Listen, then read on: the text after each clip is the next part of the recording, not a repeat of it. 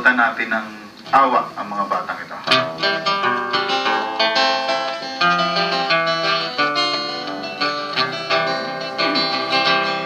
Isanda kang taslit, mukha'y nanlilimahi, ang biglang sumabit sa sinasakyan kong jeep.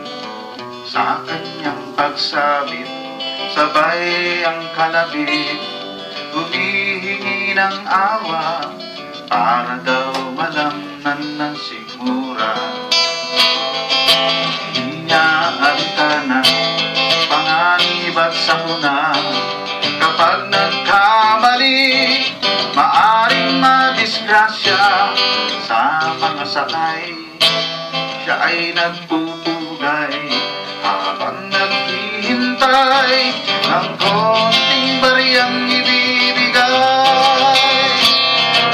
Ako'y pinag-isip ng isang batang pasli, nasaan kaya ang mga magulang niyang mabait, at siya'y hinayaan umala sa lansangan. Ano kayang kinabukasan ang haharapin ng isang batang walang muwa? Siya'y tuwang-tuwa, nangingilid ang luha sa dami ng naawa, at siya ay pinagpala.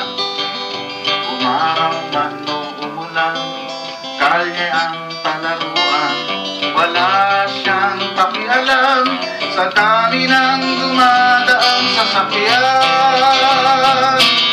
Ako'y pinag-isip ng isang batang pasli, nasaan kaya ang mga magulang niyang mabait, at siya'y hinayaan umala sa lansangan. Ano kayang kinabukasan ang haharapin ng isang batang walang muha? Sa kanyang pagbaba sa sinasakyan kong jeep, dinadalangin ko sa kalagayan niya siya'y masagip. Kaawaan niyo po